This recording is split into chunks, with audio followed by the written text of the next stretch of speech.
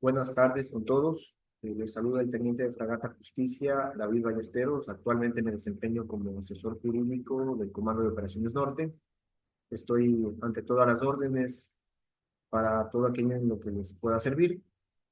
Y en este sentido se me ha dispuesto que me brinde una capacitación relacionada con el marco legal y las herramientas jurídicas necesarias para el conocimiento de todo el personal que actualmente está prestando su contingente en el control y vigilancia del Centro de Rehabilitación Social de varones y también el de mujeres de la Plaza de Esmeraldas.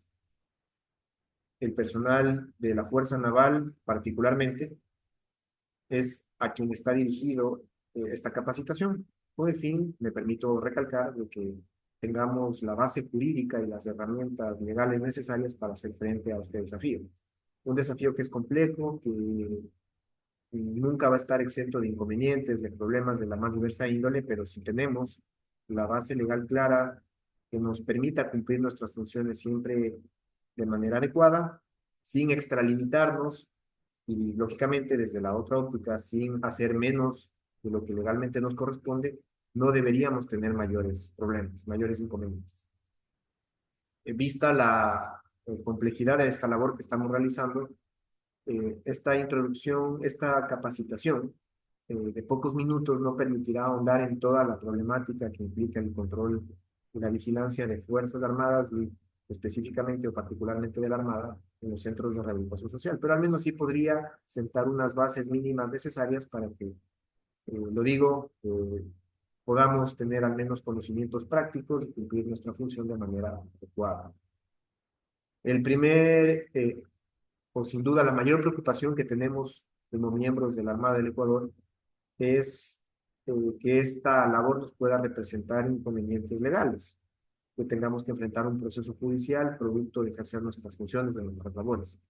Y ante esto, insistir en que si actuamos dentro del ámbito legal y si no nos excedemos de nuestras atribuciones, en principio no deberíamos tener inconvenientes. Ahora, si es que hacemos el caso omiso a las facultades que legalmente nos ha asignado, lógicamente que nos exponemos claramente a enfrentar inconvenientes judiciales o legales de la más diversa naturaleza. Preparado una breve exposición con mi amanuense, que precisamente pretende al menos servir de preámbulo y que de ninguna forma es eh, una lectura escrita en piedra, ¿no? Simplemente entendemos hacer un breve repaso de las atribuciones que tenemos como Fuerzas Armadas en el marco del conflicto armado interno y el por qué estamos haciendo esta labor dentro de los centros carcelarios. Y sobre esta base, precisamente que sean ustedes, compañeros de la Armada del Ecuador, los que puedan contribuir también con sus inquietudes, con sus preguntas, para poder dilucidar de mejor forma esta problemática. Y de mi parte, al menos, dar la pauta para que sean ustedes quienes, a través de esta introducción, de este preámbulo, logren en el desarrollo diario de su trabajo plasmar y de alguna manera llevar a la práctica estos conocimientos. De eso se trata la capacitación. Aspiro a no tomarme más de 20 minutos. Veamos lógicamente cómo se desarrolla y en función de eso en qué profundizar y en qué no.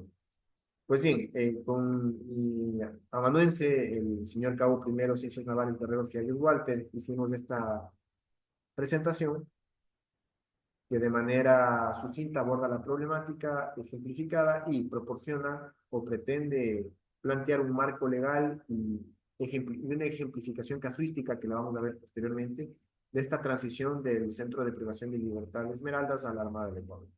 Ante todo, aclarar que hablamos de transición porque no era la Armada del Ecuador la que estaba a cargo de la seguridad complementaria del Centro de Rehabilitación Social de Varones de Esmeraldas, sino el Ejército a través del DIMOT, que nos ha cedido, nos ha transferido esta potestad, esta atribución y lógicamente que tenemos que estar a la altura de este desafío. Y hablamos de marco legal porque primero tenemos que saber el por qué estamos realizando este trabajo como Fuerzas Armadas. ¿De acuerdo? Y posteriormente avanzaremos hacia casos prácticos que nos permitirán conocer problemáticas del día a día que podemos enfrentar y cómo podríamos actuar frente a ellas. En cuanto a los antecedentes jurídicos, para esta transición del Centro de Privación de Libertad de Esmeraldas a control de la Armada del Ecuador, tenemos el referéndum y la consulta popular del año 2024, que se encuentra transcurriendo. Ustedes conocen, y es también de conocimiento general, que el día 21 de abril del año en curso se realizó un plebiscito en el cual se planteó a la ciudadanía, entre una de las preguntas, si los ecuatorianos estaban de acuerdo en que las Fuerzas Armadas realicen el control de armas, municiones, explosivos, accesorios, permanentemente en las rutas, caminos y vías y corredores autorizados para el ingreso a los centros de rehabilitación social. Y esta pregunta se planteó ¿por qué? Principalmente por la grave conmoción en materia de seguridad que vivía el país, que de hecho todavía nos aqueja, y porque las Fuerzas Armadas podían intervenir en los centros de rehabilitación social para el control de armas, municiones, explosivos y de objetos ilícitos exclusivamente sobre la base de un estado de excepción. Si es que no existía el estado de excepción, legal y constitucionalmente las Fuerzas Armadas no podían actuar en estos casos. ¿De acuerdo? Entonces, lógicamente, ante la circunstancia de que para intervenir en los centros de rehabilitación social se necesitaba este estado de excepción declarado a través de un decreto ejecutivo, la presidencia del actual gobierno determinó que era útil plantearle a la ciudadanía si este control ya no debía ser excepcional, ya no debía ser solo esporádico, transitorio, solo en virtud de un estado de excepción, sino si debía ser permanente, sin necesidad en definitiva de un estado de excepción. Y es así que esta pregunta tuvo un contundente apoyo ciudadano y de sobra decir que lógicamente la ciudadanía está totalmente de acuerdo, casi sin excepción, en que nosotros realicemos esta labor.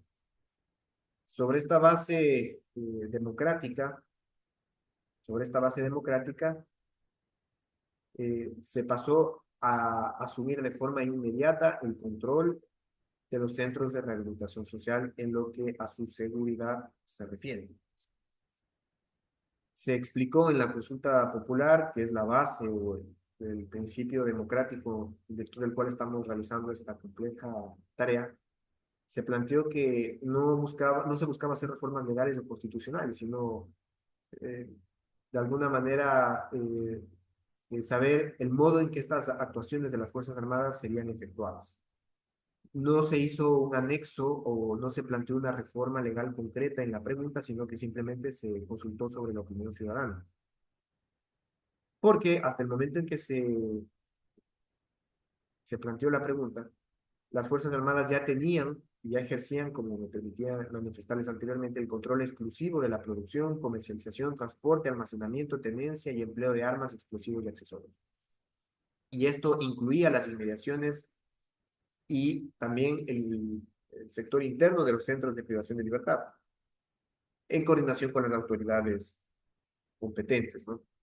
Sabemos que esto se hacía siempre con estrecha colaboración de la Policía Nacional, pero en todo caso se buscaba a través de esta pregunta que el control ya sea permanente y no solo excepcional, ¿de acuerdo? Entonces, el gobierno buscó de esta manera hacer frente a la crisis penitenciaria porque se hablaba de que no existía una atención o no se había solucionado las causas estructurales de esta problemática, de esta agitación que vivían los centros carcelarios. Y que estos controles que ejerza Fuerzas Armadas para complementar la seguridad que se dé en los centros de rehabilitación social sean ya permanentes y que no se suspendan y sean ocasionales. Pregunta que tuvo total aceptación popular y no se estableció un plazo eh, claro para su implementación, para la implementación de esta reforma, pero se lo hizo de forma inmediata. Ahondando en esta breve explicación, tenemos que las Fuerzas Armadas, lo conocemos claramente, tienen como misión fundamental la defensa de la soberanía y la integridad territorial. Esta es nuestra misión constitucional, ¿de acuerdo? Velar por la defensa de la soberanía y la integridad territorial. En el caso de la Armada, lógicamente de los espacios acuáticos. La seguridad interna de las cárceles sabemos que corresponde al Cuerpo de Seguridad y Vigilancia Penitenciaria, mientras que la seguridad externa o perimetral está a cargo de la Policía Nacional. ¿De acuerdo? O sea, externa en el sentido de la parte periférica de los pabellones, o también se debe entender como externa la parte perimetral del centro de rehabilitación social propiamente dicho. ¿De acuerdo? Las Fuerzas Armadas son las encargadas del control de armas, municiones, explosivos y accesorios en el territorio nacional y, de forma complementaria, conforme me permitía manifestarles, previo decreto ejecutivo que determine motivadamente la necesidad, pero ya sin necesidad de un estado de excepción, las Fuerzas Armadas ya podemos y debemos dar un apoyo a la Policía Nacional en la prevención y erradicación de los delitos narcotráfico, lavado de activos, tráfico de armas, tráfico de personas, terrorismo, minería ilegal, extorsión e intimidación y delincuencia organizada. Eh, esta, este ítem tiene que ver con otra pregunta que se hizo en la consulta popular, que tenía que ver con el hecho de si la ciudadanía también estaba de acuerdo en que las Fuerzas Armadas brinden un apoyo subsidiario de carácter continuo a la policía en el combate, erradicación y prevención de estos delitos, solo de estos delitos. Y lógicamente que la ciudadanía votó mayoritariamente que sí. Y en ese sentido, no solo se manifestó la ciudadanía en el sentido de que las Fuerzas Armadas intervengan de manera permanente en las cárceles, sino adicionalmente en la prevención y erradicación de estos delitos. Y adicionalmente, a raíz de esta consulta popular del 21 de abril del 2024, se interviene en el orden y la seguridad de los centros penitenciarios cuando exista grave conmoción interna en los mismos. Así establece la reforma que se hizo en el artículo 158 de la Constitución de la República, que se implementó de manera reciente, pero de todas maneras, a raíz de la consulta popular, ya las Fuerzas Armadas pasaron a hacerse cargo del control subsidiario y complementario de los centros de rehabilitación social. ¿Qué marco normativo nos regula? Esta parte es muy importante para el cumplimiento de nuestra función. Ante todo, debemos partir del principio de legalidad. Las Fuerzas Armadas, y no solo las Fuerzas Armadas, sino todos los servidores públicos, entre ellos nosotros, por supuesto, solo actuamos en base a la ley. No podemos ejercer otras funciones u atribuciones que no sean las que están determinadas en una norma jurídica. ¿De acuerdo? Y la norma más importante que nos regula es precisamente, mi modo de ver al menos, la ley orgánica del uso legítimo de la fuerza. Esta ley sin número fue publicada en el registro oficial suplemento número 131 del 22 de agosto del 2022, es decir, en el gobierno anterior. Se determinó que esta ley buscaba precautelar el derecho a la seguridad integral y garantizar los derechos ciudadanos frente al uso legítimo y excepcional de la fuerza conferida a las y los servidores de la Policía Nacional, Fuerzas Armadas y el Cuerpo de Seguridad y Vigilancia Penitenciaria. ¿Cuáles fueron las disposiciones más relevantes de esta ley? Sin duda, los niveles de uso de la fuerza. Estos niveles de uso de la fuerza no se encontraban de manera unificada en una sola norma. Estaban de alguna manera diseminadas en distintos preceptos legales, en distintos cuerpos legales, y esta norma lo que buscaba es de alguna manera compilarlos en un solo cuerpo legal para que sean de fácil comprensión y aplicación. Entonces sabemos que el primer nivel de la fuerza al que tenemos que recurrir para ejercer nuestra función como encargados de la seguridad de los centros de rehabilitación social es la presencia física. La presencia en sí ya se refiere a las técnicas de contacto visual para prevenir y disuadir la comisión de delitos. La sola presencia de los servidores militares es ya un mecanismo de disuasión y de prevalencia de la ley y el orden en estos centros penitenciarios. Cuando la presencia física no es suficiente para disuadir al cometimiento de un delito o para mantener el orden, ya avanzamos al siguiente nivel de fuerza, que es la verbalización. a través de nuestra labor como funcionarios o servidores militares, si la presencia física no ha surtido el efecto necesario, procedemos a identificarnos como militares, sin necesidad de dar nuestro nombre, por supuesto, por motivos de seguridad, y damos una advertencia de que si es que no se cumple lo que corresponde, haremos uso de la fuerza para de esta manera disuadir en el cometimiento de delitos o, por ejemplo, mantener el orden en los centros penitenciarios, evitar que ingresen artículos prohibidos, someter al imperio de la ley a una persona que, por ejemplo, no quiere ser revisada previo al ingreso a un centro de rehabilitación, que no quiere permitir que se le haga un cacheo, que no quiere deambular o transitar, sería la palabra, por los lugares autorizados en estos centros, etcétera. Si es que la verbalización no es suficiente, ya pasamos al control físico. Y la ley en mención indica que esto se refiere al uso de técnicas de control y neutralización aplicado a un sistema de defensa personal para neutralizar la acción de una persona que no coopera con la fuerza pública. ¿De acuerdo? Entonces, el control físico no se refiere en sí a agredir a una persona que no se somete a nuestra autoridad, sino que se refiere a usar técnicas que sin causar un daño en esa persona le sometan al imperio de la ley y del orden. ¿De acuerdo? Ya cuando el control físico, entendido de la forma en que me permití referir, no es suficiente, pasamos a las técnicas defensivas menos letales, como son el uso de armas y municiones que no ocasionan o que no tienen como finalidad acabar con la vida de alguien y que son de carácter menos letal para neutralizar y repeler la resistencia violenta o la agresión a una persona. ¿De acuerdo? Las técnicas defensivas menos letales, uso de armas y municiones menos letales.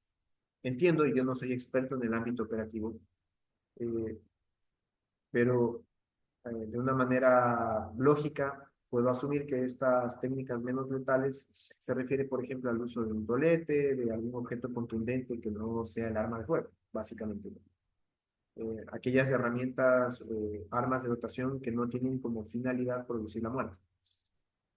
Eh, Aquí, cuando estas técnicas defensivas menos letales no han sido suficientes, ya pasamos a la fuerza potencialmente letal, y ya recae en el ámbito de las armas de fuego con munición letal con el fin de disuadir la actuación peligrosa o la amenaza de muerte o lesiones graves.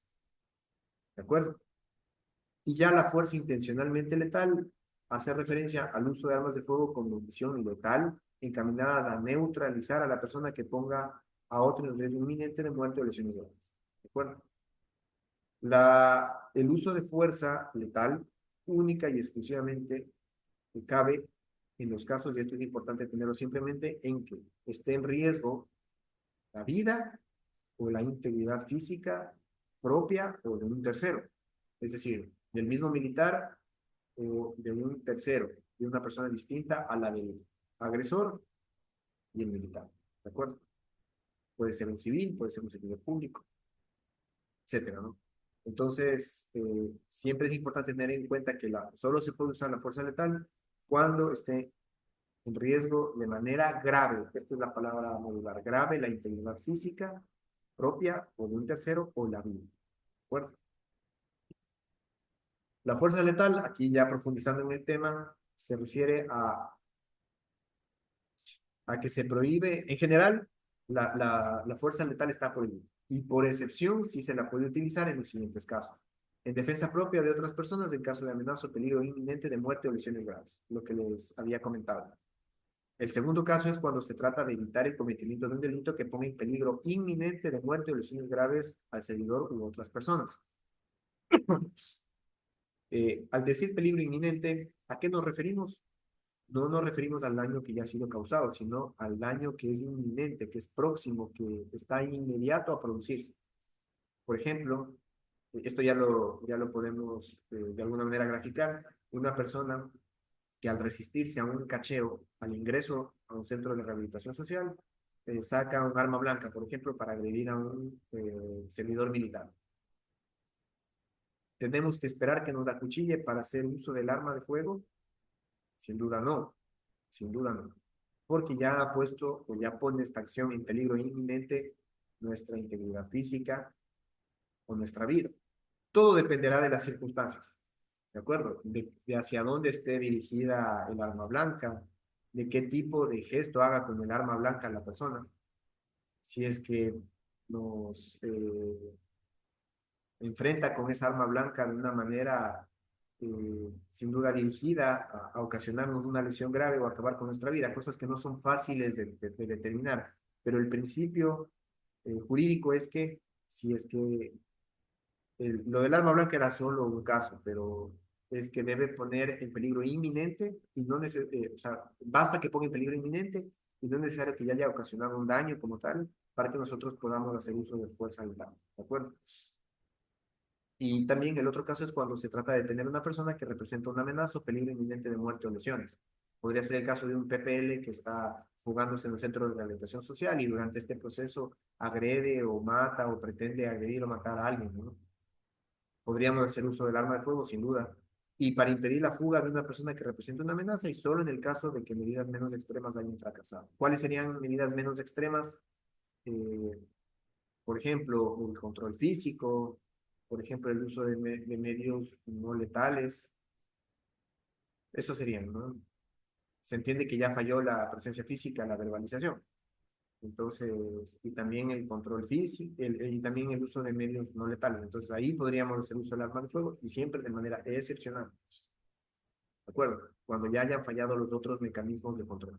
El uso de la fuerza debe ser empleado, esto es muy importante, con el objeto de neutralizar la amenaza y nunca orientado a quitar la vida de otra persona.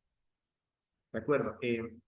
Insisto en que no soy precisamente alguien con vasta experiencia en el campo operativo, eh, pero sí puedo indicar de manera categórica, me permito insistir en que el objetivo del arma de fuego no debe ser necesariamente acabar con la vida, sino solo neutralizar la amenaza de la persona que está representando un peligro, ¿de acuerdo? Entonces, si podemos, es más, debemos hacer un uso excepcional del arma de fuego, residual, de última ratio, cuando han fallado los otros mecanismos, y si es que ya tenemos que hacer uso del arma de fuego, no necesariamente va dirigido a matar a la persona que representa una amenaza, sino que solo neutralizarla, someterla, dejarla inactiva, ¿de acuerdo?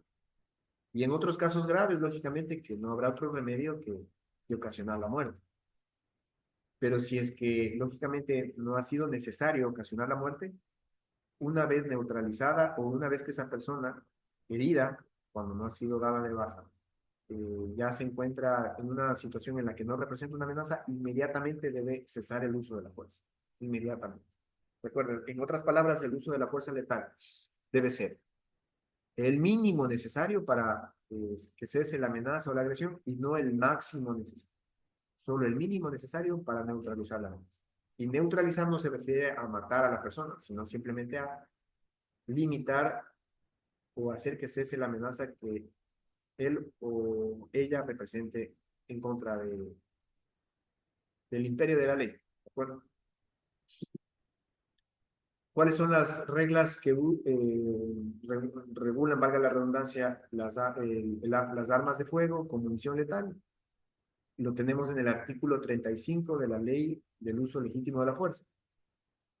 El arma de fuego debe ser utilizada de manera diferenciada y proporcional a la gravedad. Se debe utilizar para proteger la vida humana, buscando reducir al mínimo las lesiones que cause, ocasionando el menor daño posible. No tenemos que disparar a matar, siempre, sino podemos y debemos hacerlo únicamente para que cese la amenaza. Bueno, si vemos que un PPL se está jugando, ¿será necesario disparar a matar? Sin duda no. Debemos hacerlo a una parte del cuerpo que lo deje inmovilizado. ¿De acuerdo? Ese sería un ejemplo práctico.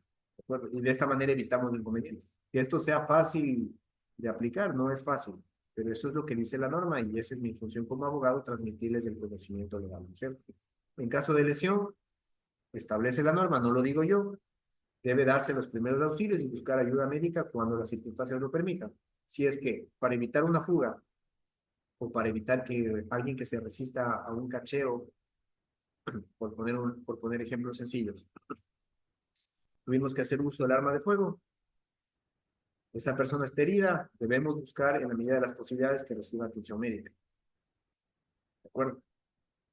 Lógicamente que si estábamos evitando una fuga y hay otros reos que también se están fugando y que están disparándonos o que están agrediéndonos con arma blanca o con objetos contundentes, no vamos a arriesgar nuestra vida por que la persona a la que ya herimos eh, sea atendida. ¿De acuerdo?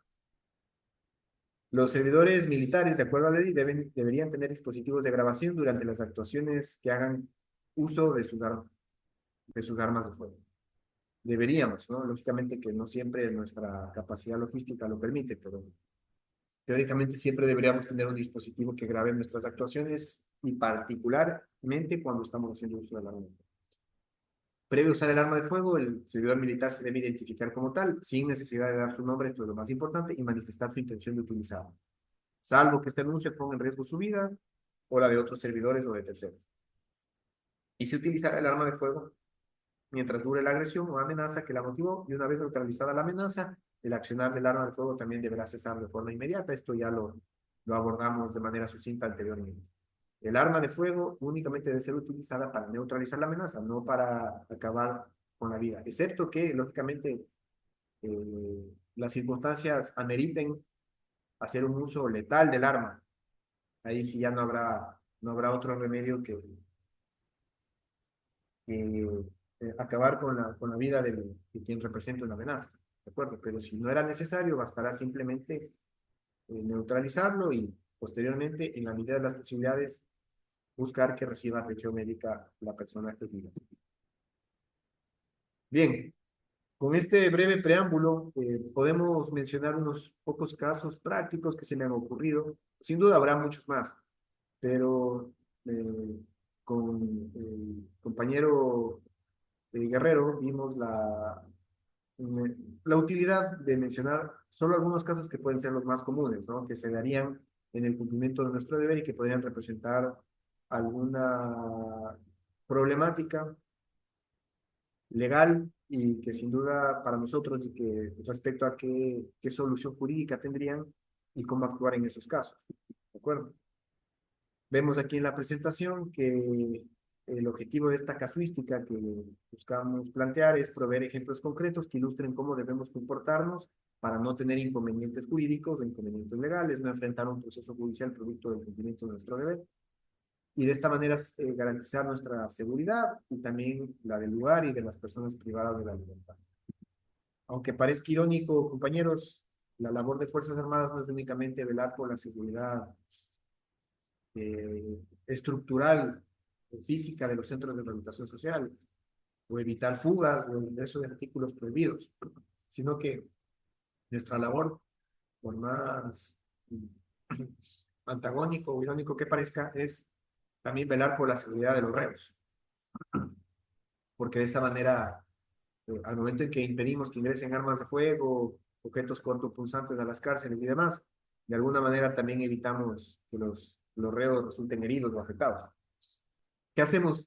Planteando ya el primer caso, cuando durante una revisión de seguridad de rutina, hablamos, por poner el ejemplo más común, estamos realizando un cacheo en la carpa de ingreso al centro de rehabilitación social, donde las Fuerzas Armadas y donde la Armada en particular, en el caso del centro de rehabilitación social de Esmeralda, se encuentra ubicada. Alguien está pasando por el filtro externo, es decir, por la carpa, ¿no es cierto? Que está en la parte externa de la prevención, ¿no es cierto? Y vemos que alguien eh, tenía un objeto, perdón, me permito corregir. No se trata de un caso en el que alguien pretendía ingresar un objeto cortopunzante por la carpa, sino durante una revisión de rutina, en una de las celdas, es el ejemplo, encontramos un objeto afilado. Algo que nunca hacemos generalmente es mantener la calma. Siempre reaccionamos, insultamos, vociferamos, pero no deberíamos proceder de esa manera. ¿Pero qué debemos hacer? Mantener la calma y seguir los protocolos de seguridad establecidos. Informar al superior a cargo, es decir, si es que fuese un señor tripulante asignado a la seguridad de un pabellón, ¿de acuerdo? Durante una intervención militar que observa que existe un objeto cortopunzante en poder de un PPL o dentro de los pabellones o celdas, debe informar al supervisor o al jefe de guardia, al oficial de esa guardia, y pedirle disposiciones. Posteriormente se confiscará el objeto, salvo alguna otra disposición de acuerdo a las circunstancias del caso.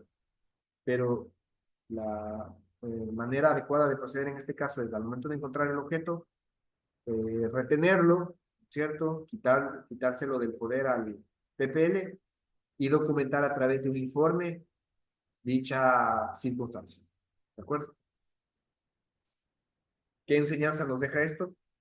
Que la revisión constante y la intervención rápida previenen posibles incidentes de violencia en estas universidades del delito, básicamente, que llegan a ser muchas veces las cárceles. ¿Qué hacemos cuando dos internos comienzan con una pelea en el comedor? Bueno, vale la pena aclarar que en el centro de privación de libertad de varones no hay comedor, los reos comen en sus celdas, en los pabellones en los cuales se encuentran recluidos.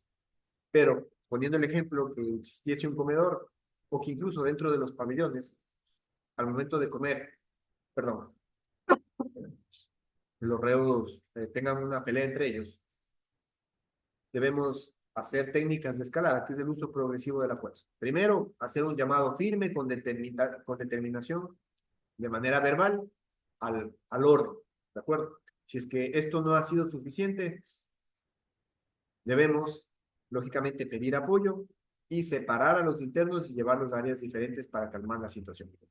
Y realizar un reporte detallado del incidente buscando la causa del conflicto. En los centros de rehabilitación social, la causa más común de mi experiencia, pues ya me ha correspondido cumplir guardia en los mismos, para que haya escaladas de violencia al momento de consumir los alimentos. ¿Cuál sería? Pienso que sin duda es que los alimentos no son suficientes muchas veces para atender a todos para satisfacer a todos los pepeles. Entonces, a un reo, probablemente alguien que no ha podido hacer uso del economato, que ya se gastó todo el economato asignado al mes, o que simplemente eh, por astucia desea quitarle el alimento a otro, probablemente va a generar una pelea por eso. Bueno, entonces, pedir apoyo siempre en estos casos, cuando el tema se nos vaya de las manos, va a servir. Y ejercer un control físico en los casos que también corresponda para separar a los internos y en la medida de lo posible evitar que este inconveniente siga subiendo en gravedad, ¿no? Esta lección que nos dejaría la actuación antes referida tendría que ver con que la intervención rápida y eficaz evita las escaladas de violencia. Otro caso que nos ha parecido útil y didáctico ejemplificar es aquel donde se ve la eficacia de una buena comunicación, ¿no? Y planteamos el caso en que un interno se muestra frustrado y comienza a protestar ruidosamente por no haber recibido su medicación, vociferando, dirigiendo epítetos, insultos a los integrantes de Fuerzas Armadas asignados a la custodia de ese punto, de ese pabellón o de ese sector de la penitenciaría. Primero, es verdad que no debemos tener contacto verbal de manera normal o frecuente con los detenidos. No nos corresponde, sino ejercer el control y vigilancia. Pero en algunos casos no va a estar, no va a estar de más de escuchar. Puede ser que algún PPL haga un requerimiento legítimo y sí podemos escuchar, no cometemos ninguna ilegalidad escuchando. Por ejemplo, si necesita un medicamento, aquel señor tripulante que está asignado a la custodia y vigilancia de ese pabellón, donde el PPL pide el medicamento, ¿no es cierto? Deberá comunicar por radio al jefe de la guardia, el oficial a cargo de esa guardia, y decirle que hay un PPL que necesita ser atendido médicamente por tal o cual situación médica que indique que esté atravesando. Un dolor de estómago, tal vez alguna afectación de carácter infecto-contagiosa, etcétera, ¿no? Analizando la situación, el jefe de la guardia, el oficial a cargo de la guardia, autorizará y en ese caso deberá llamarse a un integrante del SNAI, ¿de acuerdo? Para que en este caso traslade al detenido de la celda al policlínico. Y en otros casos lo que se hace en atención a las circunstancias propias de cada situación es llamar a un enfermero del policlínico para que vaya al pabellón. Si vemos que el reo lógicamente es problemático, es conflictivo y de alguna manera no representa una seguridad para la persona que vaya a dirigirse al policlínico, que esté dando golpes y demás, podría servir que en ese momento se acerque un funcionario del SNAI que dé custodia al reo mientras da acompañamiento de seguridad militar. Una vez que se informa al personal médico de esta situación, el interno recibe su medicación y debe retornar a su celda, ¿cierto? La lección que nos deja esto es que la comunicación efectiva ayuda a resolver conflictos y mantiene la calma en el centro de rehabilitación. De acuerdo. Eh,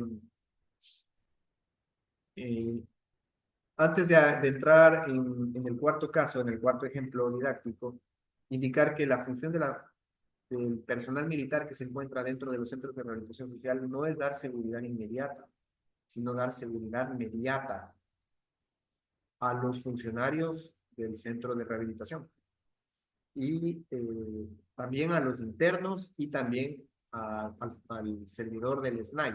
¿Por qué lo digo? Porque solo y exclusivamente el funcionario del SNAI es quien debe tener contacto directo con el reo.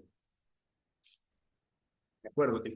Nosotros tenemos la custodia y las llaves de los pabellones y de las puertas de acceso. Entonces, el funcionario del SNAI es, cuando se trata de trasladar a un reo, el que, de ser necesario, ingresa al pabellón para buscarlo o lo llama hacia la puerta del pabellón y nosotros, armados como corresponde, damos seguridad al procedimiento, mas no ejercemos la seguridad inmediata, que sí la ejerce el funcionario del SNAI, quien es quien traslada al reo, ¿de acuerdo? Al policlínico, a la audiencia, a donde deba desplazarse. Bien, ya abordando el cuarto caso, abordando el cuarto caso que es el apoyo psicológico o la utilidad de ver el apoyo psicológico, vemos que un militar, en este ejemplo didáctico, muestra signos de estrés debido al trabajo en el centro de privación de libertad. Eh, Vemos que, por ejemplo, algún compañero, producto del estrés, ya no está reaccionando a ningún estímulo, eh, cae en un estado de depresión, quizás comienza a vociferar, se angustia, etcétera. ¿Qué debemos hacer? Informar al superior jerárquico sobre su estado de salud y, lógicamente, si esa persona ya no se encuentra en condiciones de trabajar, probablemente habrá que buscar una solución, reemplazarlo con alguien más, cambiarlo de ubicación. Por ejemplo, si es alguien que ha desarrollado alguna especie de, algún compañero militar que durante la custodia de los pabellones, en la parte externa de los pabellones, que es lógicamente el puesto que nos corresponde, vemos que está desarrollando una especie de fobia por temor a contagiarse de alguna enfermedad durante su labor. Probablemente lo más útil sea trasladarlo a otro punto de control, que no implique estar en una zona infectocontagiosa, dotarles de incrementos de seguridad, para evitar contagios, etcétera, ¿no? Son solo soluciones tentativas que me permito sugerir y que habrá que analizarlas en cada caso. Precisamente para eso tenemos también la figura de la pausa activa. Posteriormente a nuestras 6 horas de guardia dentro de los centros de rehabilitación, pasamos a 6 horas de descanso, donde se entiende que debemos permanecer en reposo y las siguientes 6 horas ya pasamos a pausa activa. ¿Y qué implica la pausa activa? Hacer deportes, hacer actividades distintas que nos permitan de alguna manera liberarnos del estrés y lógicamente eh, revitalizarnos para que este trabajo que puede ser engorroso, que puede ser desgastante del control en las cárceles, tenga un mecanismo, una válvula de escape y que nos permita recobrar fuerzas para cumplir nuestro siguiente turno de manera eficiente, ¿no es cierto? Y de alguna manera, a través del ejercicio físico, terapia psicológica y demás, liberarnos de esa carga emocional y poder retomar nuestro trabajo con normalidad. El autocuidado y el apoyo psicológico del personal son cruciales. Como enseñanza nos deja esto para mantener un ambiente seguro y efectivo. Pues bien, Este entiendo es el último caso que habla del el último ejemplo, sí, que vimos útil con mi amanuense para la colación y que tiene que ver con el uso legítimo de la fuerza. Y nos planteamos el caso de que una visita a un familiar se resiste con violencia durante su proceso de ingreso al centro de rehabilitación social a un cacheo previo al ingreso a visitar a su familiar dentro del centro de rehabilitación social. ¿Qué hacemos si es que una persona durante el cacheo se pone agresiva? Nos insulta, por ejemplo. Si nos insulta, no podemos hacer uso de la fuerza.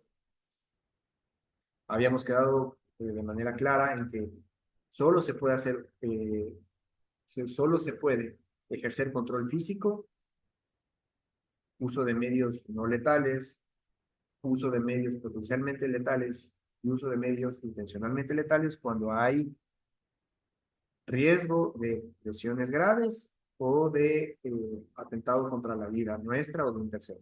Si es que alguien simplemente en la fila se resiste al cacheo y se pone a insultarnos, no podemos someterlo físicamente. Debemos, lógicamente, identificarnos como funcionarios militares y sí llamarle al orden y la compostura. Si es que esa persona se calma en buena hora, pero si nos sigue insultando, probablemente podamos tener un mínimo de contacto físico simplemente para apartarlo del lugar, sacarlo de la prevención, de la carpa, y nada más. Pero no podemos tirarlo contra el piso, amordazarlo, amarrarlo, nada.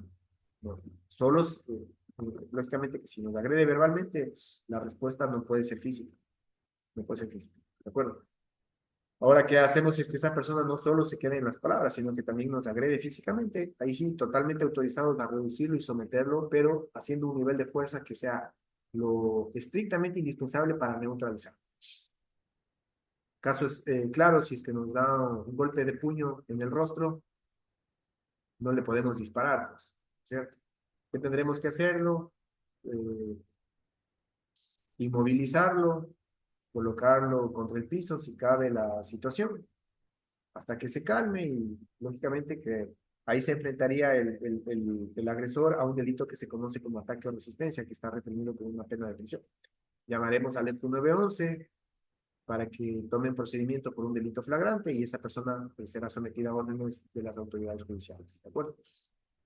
Informar al superior y comunicar al EPU 911, lo que yo me permitía manifestar. ¿Qué lección nos deja esto? Que siempre se debe estar listo para responder ante una agresión utilizando el nivel de fuerza adecuado. ¿De acuerdo? Que debe ser siempre estrictamente proporcional. Ahora, recalcando en algún punto anterior, si es que esa persona se resiste al cacheo, saca un arma cortopunzante y nos pretende acuchillar con ella, lógicamente que podremos hacer uso de la fuerza. Todo dependerá de las circunstancias, pero el principio general es que sí podemos repeler con uso de fuerza letal esos casos. No siempre será necesario matar a esa persona, pero si es que la circunstancia lo permite, por supuesto, y dependiendo cada caso, podríamos hacer un disparo en una zona que no sea vital para que cese la agresión. Siempre dependerá del caso, por supuesto. Y si es que no quedaba otro remedio que disparar a matar, pues habrá que hacerlo.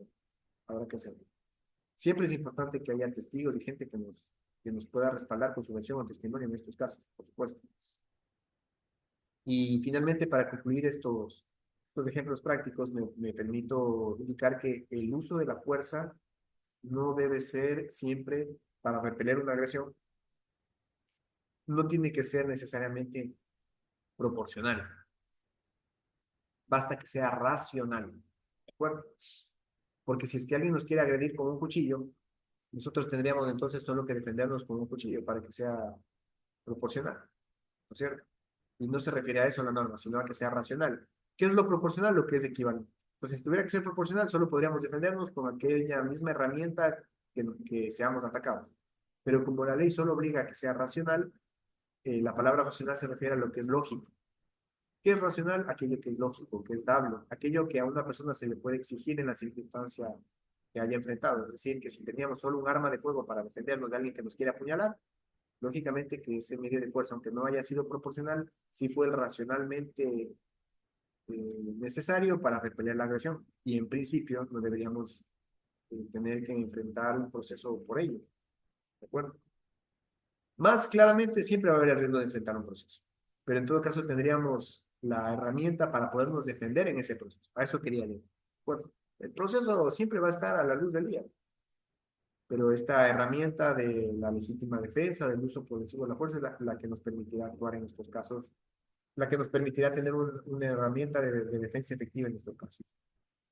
Bien, ya en la parte final de esta exposición, eh, consideramos necesario como Departamento Jurídico de Condo abordar las consecuencias legales a las que nos enfrentamos por incumplir nuestros deberes legales y constitucionales como servidores militares y excedernos en el uso de nuestras atribuciones. ¿De acuerdo? ¿Cuál sería el caso más común al que nos enfrentaríamos? Ingresar artículos prohibidos. Es decir, el propio militar que debe custodiar y prevenir que otras personas no ingresen artículos prohibidos, incurre en entrar con algo que no está permitido. Sería lo más, podríamos decir, oprobioso que podría existir. Pues, ¿no? Si nosotros estamos encargados de controlar y debemos dar el ejemplo, ¿cómo es posible que seamos quienes ingresamos cosas prohibidas?